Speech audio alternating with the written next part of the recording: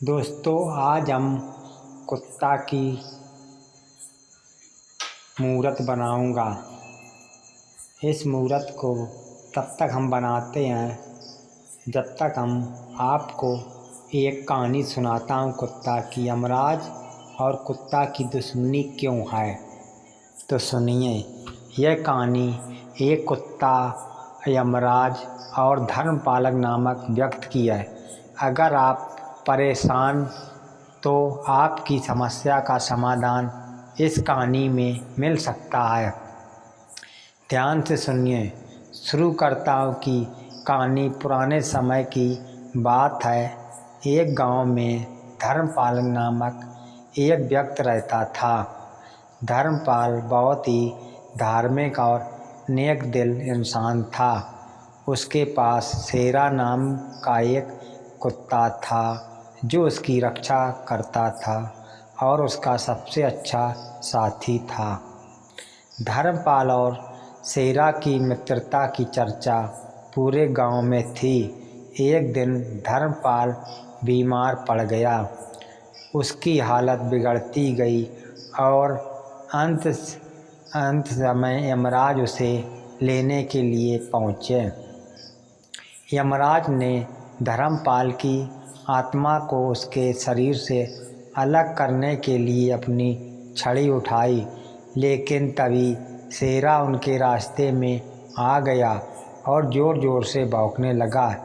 यमराज ने शेरा से कहा, तुम्हारे मालिक का समय आ गया है, उसे मुझे ले जाने दो। लेकिन शेरा अपने मालिक को नहीं छोड़ने वाला था। यमराज के सामने डट कर खड़ा हो गया और उन्हें आगे बढ़ने से रोकने लगा। यमराज ने उसे हटाने की कोशिश की, लेकिन शेरा अपनी स्थान से हिला नहीं। शेरा की निष्ठा और साहस को देखकर यमराज ने सोचा कि यह तो असाधारण बात है, कुत्ते का इतना प्रेम और वफादारी। यमराज ने शेरा से कहा, तुम्हारी वफादारी देखकर मैं प्रसन्न हूँ। ठीक है, मैं तुम्हारे मालिक की आयु बढ़ा देता हूँ, वह अब कुछ और वर्षों तक जीवित रहेगा।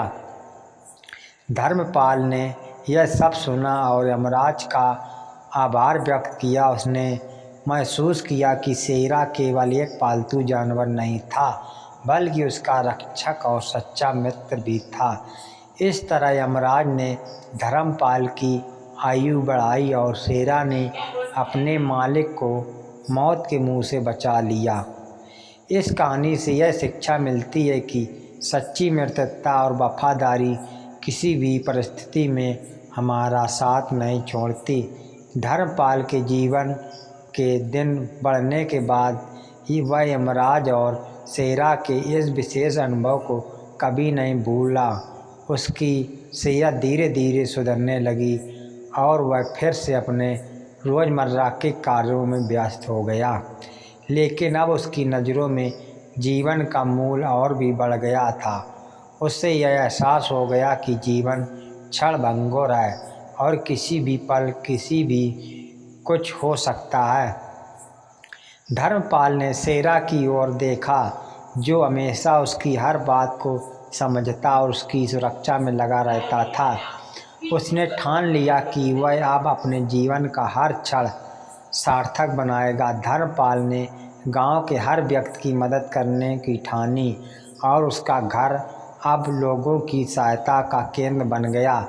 शेरा भी इस कार्य को धर्मपाल का पूरा साथ देता। कुछ समय बाद गांव में अकाल पड़ गया।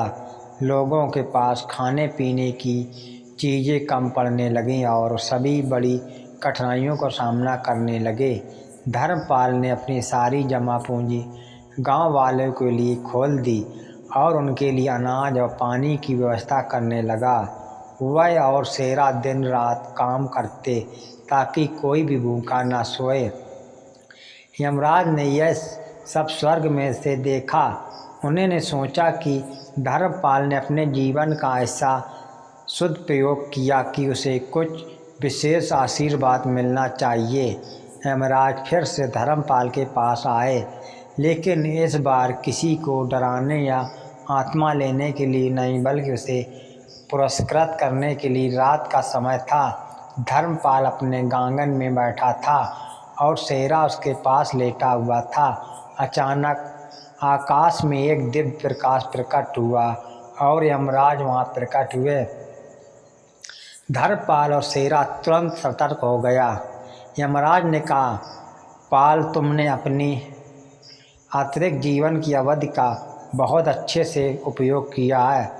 तुमने न केवल अपने लिए बल्कि अपने गांव वालों के लिए भी बड़ा योगदान दिया। इसलिए मैं तुम्हें एक और वरदान देने आया हूँ।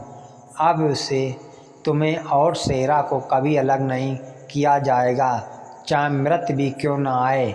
जब तुम्हारा समय पूरा होगा तुम और शेरा एक साथ स्वर्गलोक में जाओगे। धर्मपाल और शेरा दोनों यमराज के इस आशीर्वाद से अत्यधिक प्रसन्न हुए।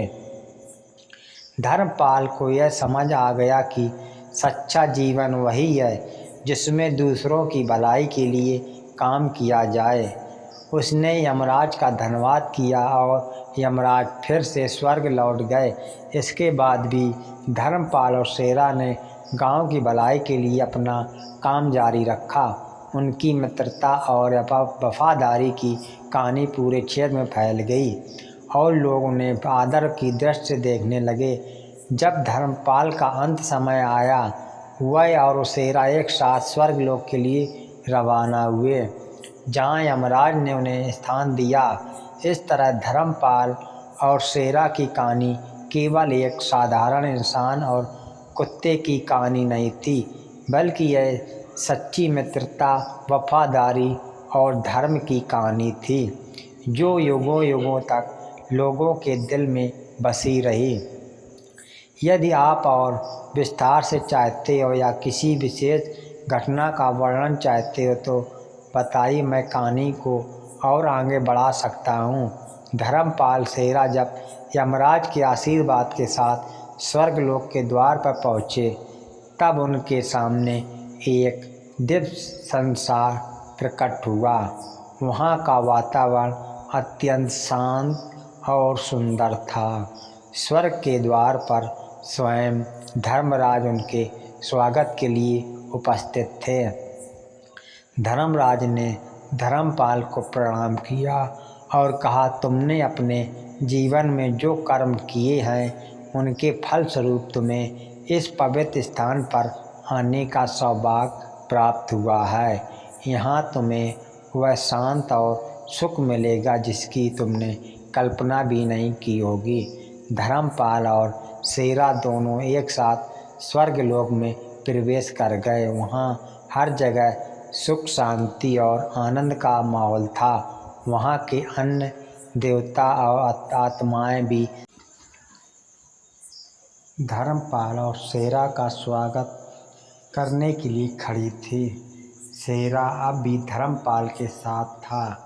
उसे कोई जुदा नहीं कर सकता था क्योंकि यमराज का आशीर्वाद उनके साथ था। स्वर्ग में कुछ समय बिताने के बाद धर्मपाल ने वहाँ में कुछ आत्माएं थी जो किसी न किसी कारण वह दुखी थी। उन्होंने धर्मराज से पूछा, स्वर्ग में दुख क्यों है? यहाँ तो केवल आनंद और शांत होनी चाहिए। उदाहरणवश धर्मराज ने उत्तर दिया, यहाँ केवल वे आत्माएं दुखी हैं जिन्होंने जीवन में सही मार्ग का अनुसरण नहीं किया। उन्होंने अपने कर्मों का फल भोगा और अब यहाँ प्रायश्चित कर रहे हैं। लेकिन तुम जैसे लोग जिन्होंने जीवन में दूसरों की भलाई के लिए काम किया, यहाँ पूरी शांत और आनंद में रहते हैं। धर्मपाल ने सोचा कि अगर जीवन में दूसरों की मदद करना इतना महत्वपूर्ण है तो स्वर्ग में भी इन आत्माओं की मदद की जा सकती है। उसने धर्मराज से निवेदन किया, क्या मुझे इन आत्माओं की सहायता करने की अनुमति है? यदि उन्हें किसी प्रकार से मार्गदर्शन में मिले तो वे भी अपने दुख से मुक्त हो सकती हैं। उदाहरणवश धर्मराज ने कुछ देर विचार किया और कहा, तुम्हारा विचार उत्तम है। यदि तुम्हारी आत्मा में यह संकल्प है, तुम्हें इसका अवसर दिया जाएगा। तुम इन आत्माओं की सहायता कर सकते हो, लेकिन इसके लिए तुम्हें गहरे ज्ञान और ध्यान की आवश्यकता होगी। रण चिन्ह। धर्मराज ने इस चुनौती को स्वीकार किया। शेरा भी उसके साथ हर समय तैयार रहता था। उन्होंने अपना ध्यान साधना प्रारंभ किया और धीरे धीरे उन आत्माओं से संवाद करना शुरू किया जो स्वर्ग में होते हुए भी अपने अतीत के बुरे कर्मों के कारण दुखी थी। धर्मराज ने उन्हें उनके बुरे कर्मों का प्रायश्चित करने का मार्ग बताया। धीरे धीरे धर्मराज की बातों से प्रेरित होकर कई आत्माएं अपने दुख से मुक्त होने लगीं और उन्होंने शांति प्राप्त की। इस प्रकार स्वर्गलोक में धर्मपाल और शेरा ने अपने जीवन का एक और नया अध्याय शुरू किया। वे दोनों अब स्वर्ग में भी आत्माओं की सहायता करते रहे ताकि वे भी सुख और शांति प्राप्त कर सकें। यमराज और धर्मराज भी धर्मराज की इस सेवा से बहुत प्रसन्न हुए। वक्त बीतता गया और धर्मराज और शेरा का नाम स्वर्ग में हर ओर फैल गया। वे अब केवल एक कहानी नहीं बल्कि प्रेरणा का स्रोत बन गए थे। उनकी मित्रता और निष्ठा की मिसाल हर आत्मा को दी जाती जो स्वर्गलोक में पहुँचती थी। इस कहानी का मुख्य संदेश यही है कि चाहे धरती हो या स्वर्ग, यदि आपका हृदय दूसरों की भलाई के लिए समर्पित है तो आप सदा सुख और शांति में रहेंगे। धर्मपाल और शेरा की कहानी हमें यह सिखाती है कि सच्ची मित्रता और निष्ठा समय और स्थान से पूरे होते हैं। इसका प्रवाह अनंत होता है। यदि आप चाहते हो कि मैं और विस्तार करूं तो मुझे बताइए। इस वीडियो को लाइक करें, चैनल को सब्सक्राइब करें। दोस्तों, यह मूर्ति आपको कैसी लगी है और ये कहानी आपको कैसी लगी?